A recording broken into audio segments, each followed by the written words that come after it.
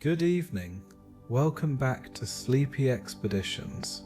Tonight we are going to sea, a vast, flat, perfectly calm surface of black water stretching in every direction to a horizon you cannot see in the dark, and moving across it at 22 knots, lit from stem to stern, trailing a plume of smoke from 4 enormous funnels into a sky full of stars, the largest moving object ever built by human hands, the RMS Titanic. It is April 14th, 1912. Find a comfortable position, feel the slight imaginary sway of the ship beneath you, so gentle on a night this calm that you can barely detect it. Just a soft, rhythmic suggestion of motion, the ocean moving beneath the hull, rocking you almost imperceptibly. Close your eyes. The ship is carrying you west. You boarded at Southampton on the morning of April 10th. The city had been building toward this moment for weeks. The Titanic had been in the press constantly. Her size, her speed, her extraordinary appointments, the list of notable passengers who had booked passage. The White Star Line had been careful about the language they used, always stopping just short of the word unsinkable, though the implication was always there in the engineering specifications and the proud statistics and the quiet confidence of the men who built her. Southampton smelled of coal smoke and salt water and the particular smell of a working port in the early 20th century, tar and rope, and the accumulated history of a city that had been sending ships to sea for centuries. The docks were crowded. Thousands of people had come to watch the departure, lining the quays, climbing onto anything that gave a better view. The newspapers would describe the scene as the greatest maritime spectacle in living memory. You came by boat train from London, arriving at the docks in the late morning. Your luggage, several large trunks packed by your manservant over the previous week with the clothes and accessories appropriate to a transatlantic crossing in first class, had been loaded separately and would be waiting in your stateroom when you arrived. The boarding process was efficient. White Star Line stewards in their white jackets met each first-class passenger at the gangway, checked names against the manifest, and escorted them personally to their accommodations. The whole operation had the quality of a well-rehearsed performance. Everything smooth, everything dignified, everything designed to communicate that you are in the hands of professionals who had thought of everything. Your stateroom was on B deck, the second deck from the top of the ship, in the section amidships where the motion of the sea would be least felt. It was larger than many hotel rooms you had stayed in. A proper bedroom with a brass bedstead, a sitting area, a wardrobe of polished mahogany, a private bathroom with hot and cold running water. The White Star Line had installed electric heating in all first-class accommodations, which was not yet standard in most hotels. The linens were Egyptian cotton. The towels were thick enough to stand up on their own. You stood in the middle of your stateroom for a few minutes after the steward had shown you around and departed, and you simply looked at it, at the quality of it, at the extraordinary fact of being here on this ship, about to cross an ocean in this degree of comfort. Then you went up to the boat deck to watch Southampton disappear. The departure was not quite perfect.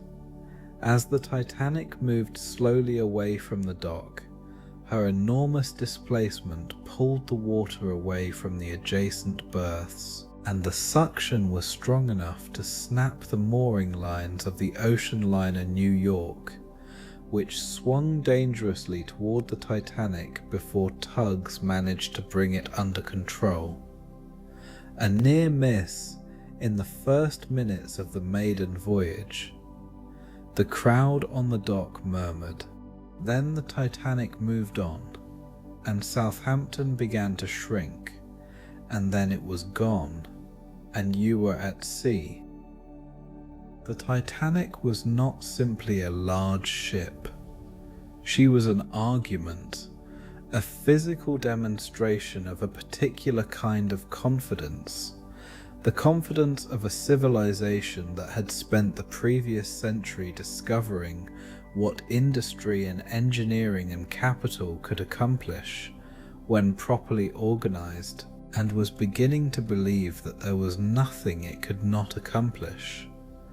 The statistics which the newspapers had been printing for months were designed to produce exactly this effect: 882 feet long, nearly 3 city blocks, 92 feet wide at the beam, 46,000 tons of displacement, 11 stories high from keel to funnel top, 29 boilers feeding 159 furnaces, producing enough steam to drive 3 enormous engines and an output of 55,000 horsepower. She had been built at the Harland and Wolff shipyard in Belfast over 2 years by 15,000 workers. The steel alone weighed 26,000 tons. The anchor chains were so heavy that horses were needed to drag them through the streets of Belfast to the dockyard. And yet what is most extraordinary about the Titanic, looking back from the distance of history, is not her size, it is her appointments. The White Star Line had made a strategic decision in designing the Olympic-class ships, of which Titanic was one, to compete on luxury rather than speed. The Cunard Line had the fastest ships, the Mauretania and the Lusitania, which held the blue riband for the fastest Atlantic crossing. White Star would offer something different. Not the fastest crossing, but the most comfortable. Not a race across the ocean, but a floating hotel, moving at a civilized pace, providing every amenity that the wealthiest travelers in the world expected. The first-class dining saloon could seat 550 people. It was decorated in the Jacobean style, with white painted oak paneling and carved columns, and the kind of detail that required skilled craftsmen spending months on a single section of wall. The food served there on this voyage, the menus survive, found in the pockets of recovered victims, studied by historians for a century, was of a quality that matched the best restaurants in London or New York. The first-class lounge was modelled on the Palace of Versailles.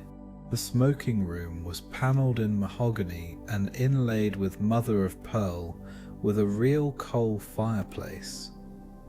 The reception room, where the orchestra played in the evenings, had a carpet so thick and so soft that your footsteps made no sound at all.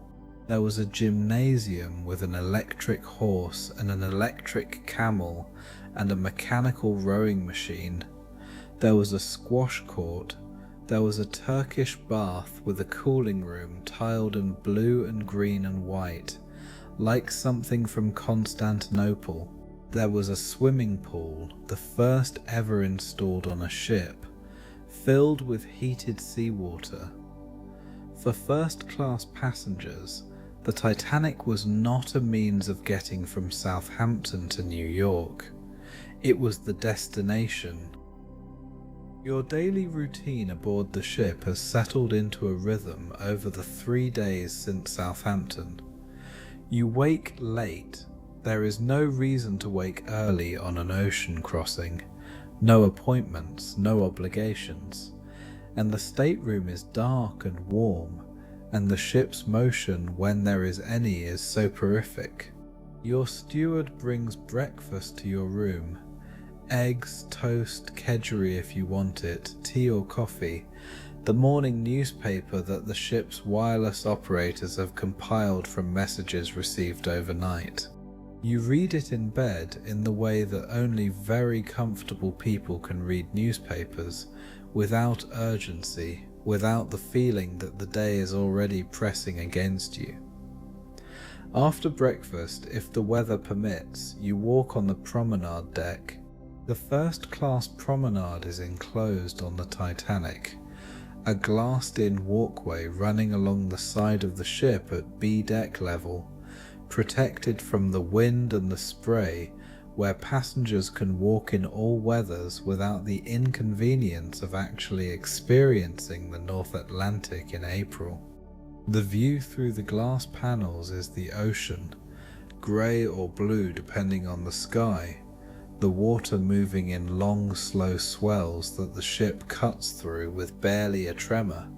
You walk, sometimes with other passengers, sometimes alone, and you watch the ocean and you think about very little. This is one of the great gifts of an ocean crossing, the enforced emptiness of it. At home, in London, there is always something. The diary is always full. The correspondence always demands attention. The social obligations of a person of your standing are relentless. Dinners and parties and house calls and theatre and all the mechanisms by which Edwardian society maintains its elaborate self. On the ship, none of it exists. You cannot be reached. Your letters will not arrive until New York. No one can demand anything of you. You are for 5 days genuinely free. Lunch is served in the dining saloon, a lighter meal than dinner, consommé perhaps, or cold salmon with rolls and butter and more tea. The tables are set with White Star Line china, white with a blue border and the company's flag, and the silver is real silver, polished every morning by the stewards who have their own hierarchy and their own professional pride. In the afternoons you read or play cards in the smoking room, or simply sit in one of the deeply upholstered chairs of the first-class lounge and watch the other passengers and think about nothing in particular. The first-class passenger list of the Titanic reads, "A century later, like a catalogue of a world that no longer exists, John Jacob Astor IV, perhaps the wealthiest man in America, travelling with his new young wife Madeline, whom he had married after a scandalous divorce. He was 47, she was 18. The marriage had caused a social storm in New York society, and they had spent the previous months travelling in Europe partly to let the fuss die down. He was tall, lean, with the particular ease of a man who has never had to consider money in his life. You have nodded to him in the corridor. He nodded back. Benjamin Guggenheim, of the mining family, travelling without his wife. His companion was a French singer named Léontine Aubar, which was not discussed openly because in 1912 certain things were not discussed openly, though everyone was aware of them. He was charming in the practiced way of very rich men who have learned that charm is cheaper than honesty.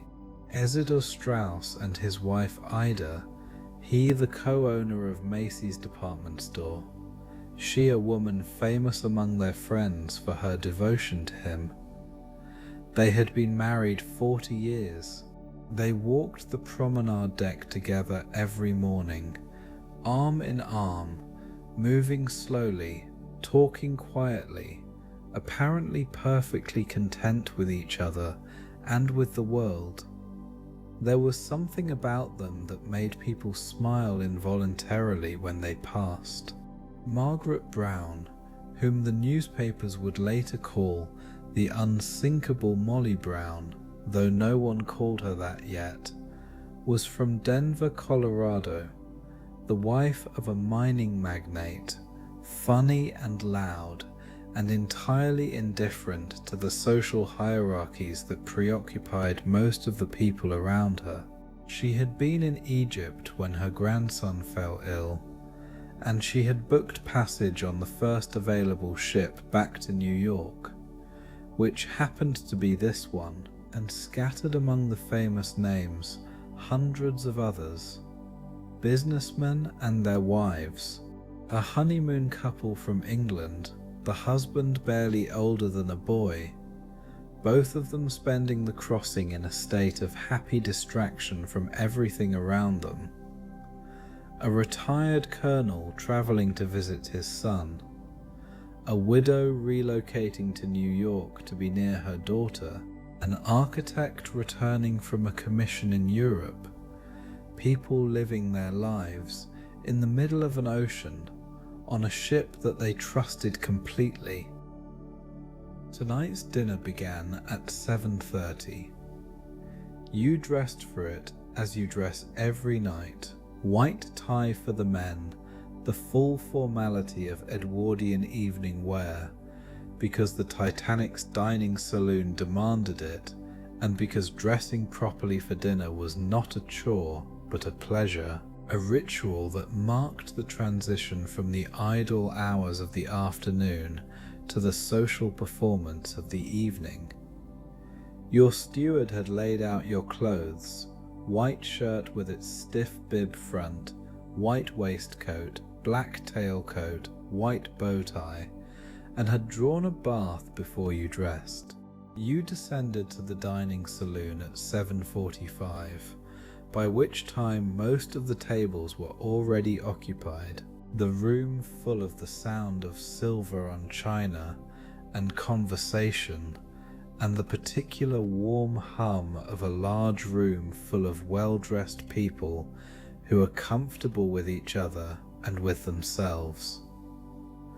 The menu that night was 11 courses, not 11 courses in the French sense of a tasting menu, manageable portions, each small enough that the cumulative effect is pleasure rather than excess.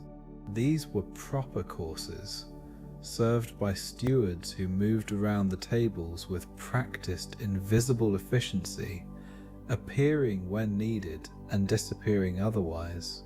It began with oysters from the ice, cold and briny, eaten with a squeeze of lemon, the first taste of salt setting up every taste that followed.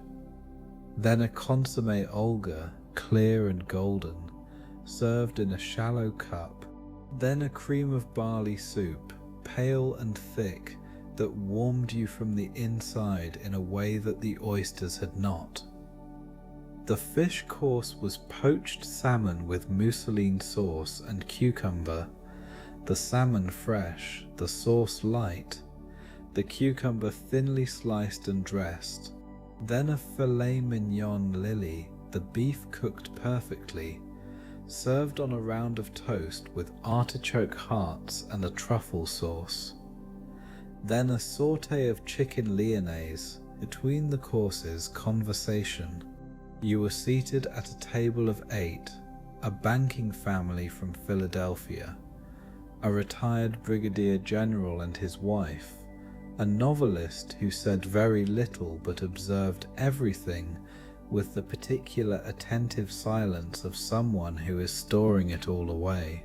The conversation moved through the usual channels of such dinners: the voyage, the ship, the weather, opinions on New York in spring versus London in spring, the the state of various business interests, nothing urgent, nothing that would be remembered by most of those at the table a week later. The main course was roast squab on watercress, followed by a cold aspic of foie gras, then a punch romaine, a sorbet made with champagne and rum, served to cleanse the palate before the final courses, then roast lamb with mint sauce, followed by a cold buffet of meats and salads, and finally dessert, peaches in chartreuse jelly, chocolate and vanilla eclairs, French ice cream. You ate less than half of it, not because it was not excellent. It was excellent, as everything on this ship was excellent. But 11 courses is 11 courses, and you are not a young man who can eat without consequence, and the wine, a haut-brion with the lamb, a champagne with the dessert, had settled pleasantly and made the prospect of movement seem unnecessarily effortful. After dinner, coffee in the reception room, where the orchestra was playing. The Titanic's orchestra was not one orchestra but two. The larger ensemble, 5 men, led by the violinist Wallace Hartley, played in the first-class reception room during the cocktail hour before dinner, and again afterward, providing the musical backdrop to the social rituals of the evening. The smaller group, a trio, played in the à la carte restaurant and the Café Parisien. Wallace Hartley was 33 years old. He had played on several other White Star Line ships before the Titanic, and he had a reputation among the company's staff for reliability and musicianship. He led his ensemble with quiet authority, reading the room, adjusting the repertoire to the mood. Something lively when people were arriving and chattering, and the evening was just beginning. Something softer and more contemplative as the hour grew later and the conversation deepened, and the night outside the windows grew darker. Tonight, as you settle into a chair in the reception room with your coffee, Hartley's ensemble is playing something by Strauss, a waltz, the kind that suggests movement without requiring it, that allows the listener to feel the rhythm in their body without getting up to dance. 2 couples are actually dancing in the cleared space near the fireplace, moving carefully, formally, in the way that Edwardian couples danced, upright, precise, maintaining the correct distance, all the passion of the music contained within the rigid geometry of the waltz position. You watch them without particular attention. The music in a room like this does something specific to time. It makes it flow more smoothly. The silences between conversations are filled by the orchestra, so they are not silences at all but pauses, comfortable, unhurried, the kind that happen between people who are at ease with each other and with the evening. You think about music sometimes, about why it affects people the way it does, why a particular combination of notes can produce a feeling that has no other cause and no other cure. The waltz playing now is not a sad piece. It is formally cheerful, structurally optimistic, built on the mathematics of 3/4 time that suggests dancing and celebration, and yet there is something in the way Hartley plays it tonight, just slightly slower than the tempo requires, with a touch more vibrato than is strictly necessary, that gives it a quality of tenderness, of something being handled carefully because it is fragile. You finish your coffee. The fire in the reception room is burning low. The dancing couples have sat down. The room is quieter now. It is past 10 o'clock, and the earlier animation of post-dinner sociability has mellowed into something more settled. The particular quality of people who are warm and fed and comfortable and have no particular reason to be anywhere else. Outside the reception room windows, the North Atlantic is invisible in the dark. You make your way to the smoking room. The first-class smoking room on the Titanic occupies the aft end of A deck, and it is one of the finest rooms on the ship. The walls are panelled in mahogany inlaid with mother of pearl, the panels depicting scenes from the history of seafaring, maps and ships and sea monsters from the age of exploration, rendered in extraordinary detail by craftsmen who spent months on a single section. The ceiling is high and moulded in white plaster. A real coal fireplace burns at one end, its light reflecting in the mother of pearl around it, making the room glow with a warmth that has nothing to do with the actual temperature. The men who are here at this hour are settled in. They have been here since dinner, some of them, or have come from the card room that adjoins the smoking room, or from their staterooms where they have changed out of white tie into something slightly less formal. Brandy and cigars are the currency of the hour. The conversation is lower voiced than it was in the reception room, more considered, the kind that happens between men who are not performing for anyone.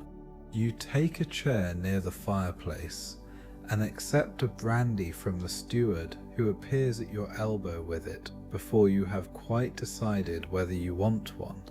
The man in the adjacent chair is a business acquaintance from New York. You met on the Promenade deck on the second day and have exchanged pleasantries several times since.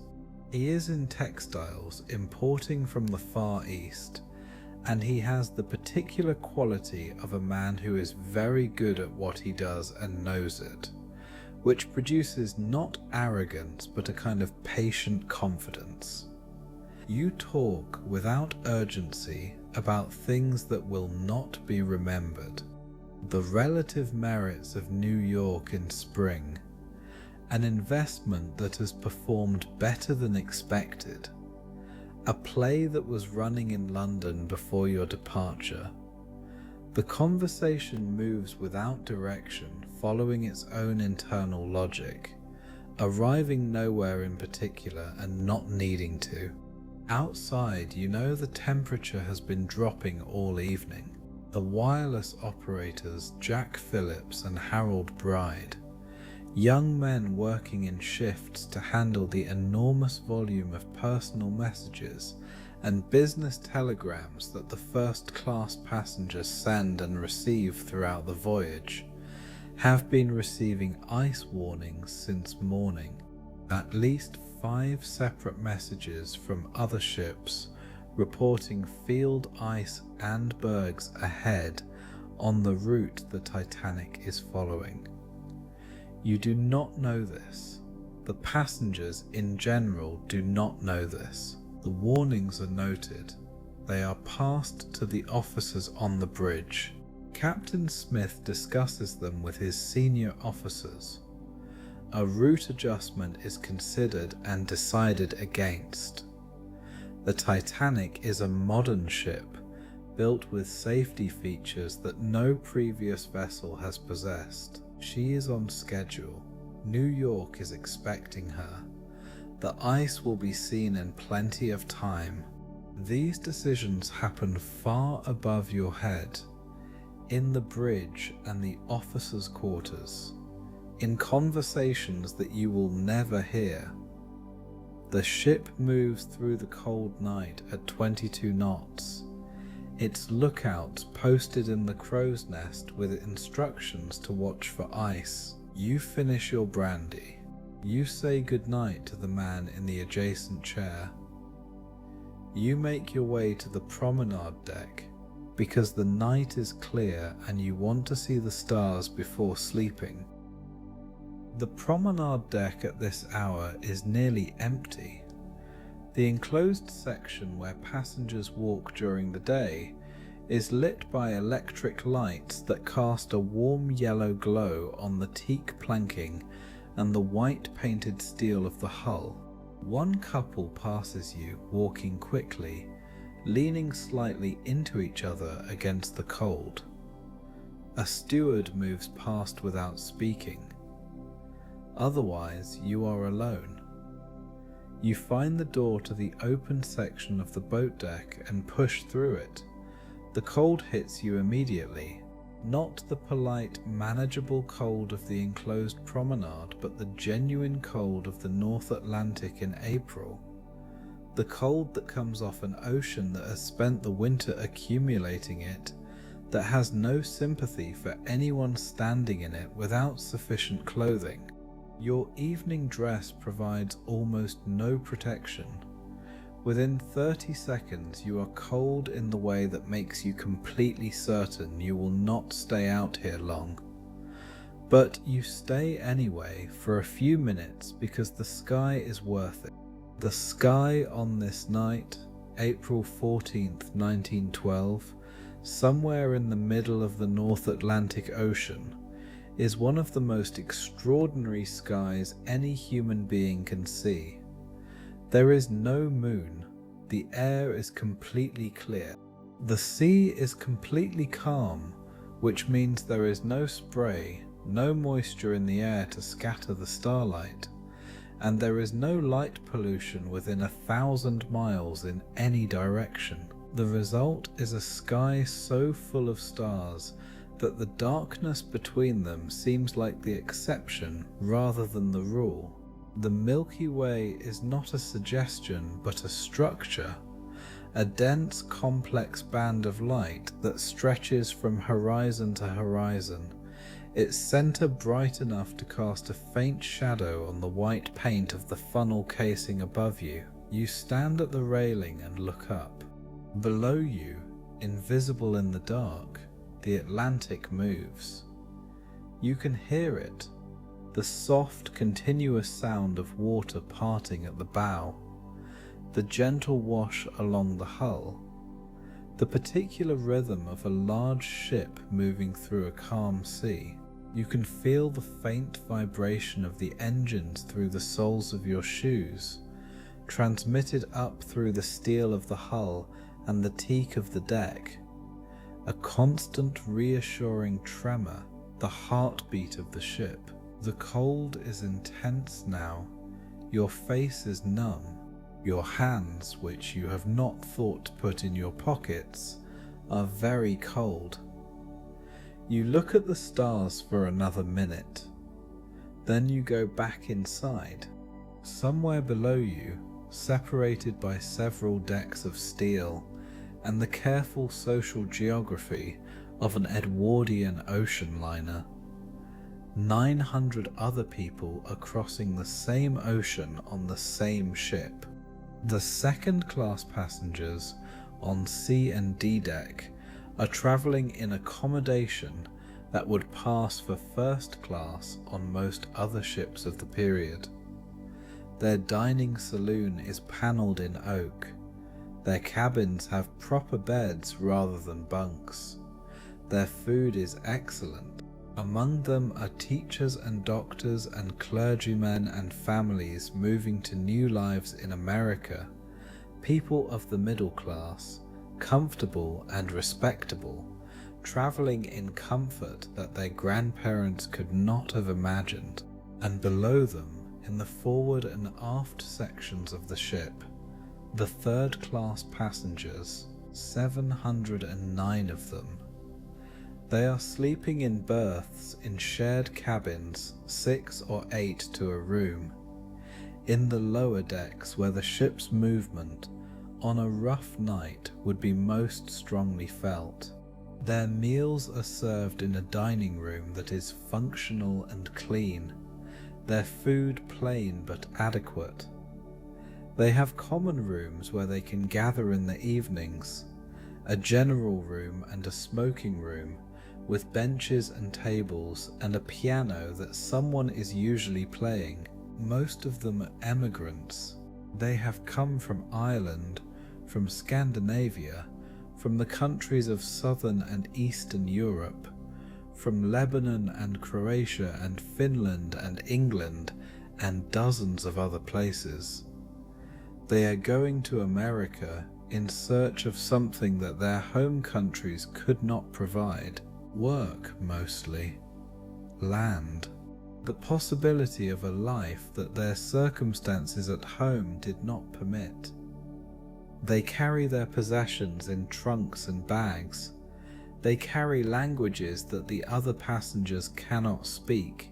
They carry skills, farming, carpentry, tailoring, the trades that built the old world and would help build the new one. They carry, most of them, an extraordinary amount of hope. The Titanic, to these passengers, is not a floating palace. It is a vehicle.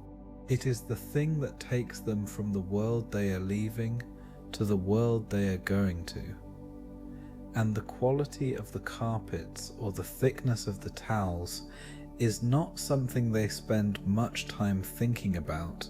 They are, on this particular ship at this particular moment, the people with the most to gain from arriving in New York, and, as events will prove, the least likely to do so. But tonight, like you, they do not know this. Tonight, the ship moves west through the calm black ocean, carrying all of them, the Astors in their suite, and the emigrants in their berths, and everyone in between, toward a tomorrow that no one on board can yet imagine. The North Atlantic in April. It is not a welcoming ocean at this time of year. The winter has only just released its grip, and the water temperature, 31 degrees Fahrenheit, just below the freezing point of fresh water, held liquid only by its salt content, retains the cold that has been building since October. The surface is calm tonight, unusually calm. The officers on the bridge will later note that the sea state was as flat as they had ever seen it on a North Atlantic crossing, like a mill pond. One of them will say, like a mirror. The calm is actually a problem, though no one fully understands this yet. In normal conditions, a slight swell would produce a line of white water at the base of an iceberg, the breaking of the swell against the ice creating a visible indication of its presence, even in darkness. Tonight, with no swell, there is no white water. An iceberg in these conditions would be visible only as a dark shape against a dark sky. The lookouts in the Crow's Nest, Frederick Fleet and Reginald Lee, are watching. They have been watching since their shift began at 10 o'clock. The night is cold enough that they are both wearing additional layers under their uniform coats, and their breath makes small clouds in the still air. They have binoculars at their station, though they are not using them. Fleet will later say that he was watching with his bare eyes. The ocean ahead of the ship is dark and flat and apparently empty. At 11:40 p.m, Fleet will see something in the water. A dark shape, low in the water, directly ahead. He will reach for the telephone that connects the Crow's Nest to the bridge, and he will ring the bell 3 times, the signal for something ahead. And when the officer on the bridge answers, he will say the words that will be repeated in histories and films and testimonies for the next century. Iceberg right ahead. But that is 40 minutes from now. Right now, the ocean is still empty. Right now, the ship is still moving through a flat black sea under a sky full of stars, carrying its 2,200 souls westward at 22 knots, warm and lit and confident, the greatest ship in the world, on the greatest voyage of its short life. You leave the smoking room just before 11. The corridors of B deck are quiet at this hour. A steward passes, carrying something on a tray, moving quickly. From somewhere above you, very faintly, you can still hear the orchestra, a last waltz, or perhaps a hymn, something slow and gentle that barely reaches you through the deck above. Your stateroom is exactly as you left it. Your steward has been in, the bed is turned down, the pillows arranged, a small glass of water placed on the nightstand. The heating has been adjusted slightly, so that the room is warm but not warm enough to make sleeping difficult. The curtain over the porthole is drawn, blocking the starlight. You undress slowly, methodically, hanging your evening clothes in the wardrobe, placing your shoes where the steward will find them to polish in the morning. You wash your face and hands at the basin, the water warm from the hot water system that runs throughout the ship. You put on your nightclothes. You get into bed. The mattress is deep and soft, the sheets cool and smooth against your skin. The pillow takes the weight of your head with the particular quality of a good pillow, supporting without pressing, yielding without collapsing. Beneath you, so faint you can barely detect it, the engines hum. The ship is moving.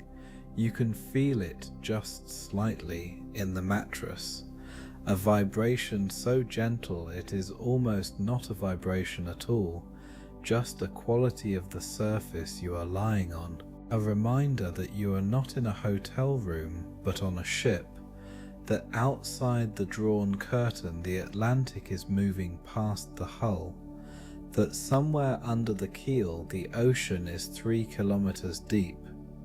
The thought is not frightening, it is the opposite of frightening.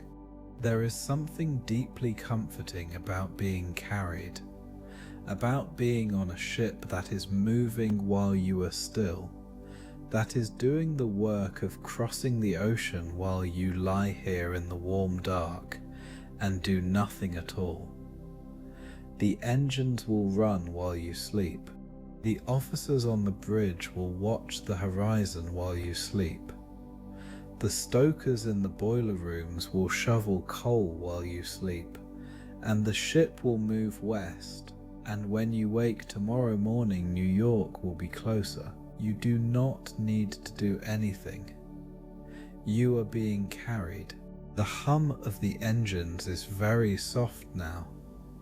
You have grown so used to it over the past 3 days that you notice it only when you pay attention to it, and when you stop paying attention it recedes into the background, like the sound of your own heartbeat. You think vaguely about tomorrow, about New York, about the people you will see, the things you will do. The thoughts are pleasant and without urgency, the kind of thoughts that come just before sleep, associative and unhurried, moving from one thing to another without following any particular logic. The ship carries you west. The ocean moves past the hull. The stars turn overhead, visible through the porthole curtain as a faint general brightness, not enough to disturb your sleep. The Titanic carried many things. The cargo manifest listed Among other items, 12 cases of ostrich feathers, 60 cases of fresh fruit, 35 cases of golf clubs and tennis rackets, a Renault automobile belonging to an American businessman crated and stored in the hull, 75 cases of dragon's blood, a red resin used in varnish and medicine, antique furniture, fine wines, the personal effects of 2,200 people crossing an ocean. It also carried in its registered mail hold thousands of letters and parcels, correspondence between families and businesses on both sides of the Atlantic, the ordinary written traffic of a connected world, words that people had entrusted to the fastest and most reliable ship available. It carried hope. The emigrants in third class, the Irish families and the Lebanese merchants and the Scandinavian farmers carried it in their luggage and in their bodies, in the particular forward-leaning posture of people who are moving toward something rather than away from it. They had made calculations, most of them, had weighed what they were leaving against what they believed they were going to, had decided that the uncertainty of the new world was preferable to the certainty of the old one. That hope is real tonight, in the berths below you, as real as the anxiety that comes with it, as real as the homesickness that some of them are already feeling. 3 days out of Southampton, the familiar world receding with every turn of the ship's propellers, the Titanic also carried a particular kind of confidence. The confidence of a civilization at the height of its powers, in the spring of 1912, before the summer of 1914 that will change everything. A civilization that has mastered steam and electricity and steel, that has laid telegraph cables across the ocean floor and built railroads across continents, that has reduced the smallpox that killed millions to a manageable problem, that looks at the future and sees more of the same, more progress, more comfort, more mastery of the physical world. The Titanic is the expression of this confidence in its purest form. A ship so large and so carefully built that the possibility of its loss simply does not feature prominently in the calculations of the men who built it, and the men who sail it, and the passengers who trust it. Tonight, that confidence is justified. The ship is moving perfectly. The engines are running at optimal output. The hull is intact, the pumps are idle, the watertight compartments are dry. 2,200 people are alive and warm and mostly asleep, or heading towards sleep in a ship that is functioning exactly as designed. What happens at 11:40 p.m. has not happened yet. Tonight the Titanic is perfect. You are asleep before midnight. The engines hum beneath you, and the ship moves west, and the Atlantic passes along the hull with its soft continuous sound, and the stars wheel overhead in the cold clear sky. You do not hear, at 11:40 p.m, the slight scraping sound that runs along the starboard side of the ship, a sound so faint that most passengers who are still awake will not notice it, will register it only as a slight shudder, a momentary irregularity in the engine's rhythm, and then roll over and close their eyes again. You do not feel the engine slow and then stop. You do not hear the first calls in the corridor. the voices of stewards moving through the ship with an urgency that they are trying to keep out of their voices. You are asleep. The ship is still around you. The warmth of the stateroom is still there. The pillow is still soft beneath your head. The linen is still cool and smooth. For a few more minutes, for a little while longer, the Titanic is everything it was built to be. The finest ship in the world, crossing the Atlantic in perfect comfort, carrying its passengers west through a cold, clear night, toward a morning that, for most of them, will arrive exactly as expected. Let this moment be enough. The engines, the ocean, the stars, the extraordinary, ordinary miracle of being warm and safe and carried through the dark by something larger than yourself, toward a destination you trust is waiting. Sleep now. The ship is moving. The ocean is calm. The night is very beautiful.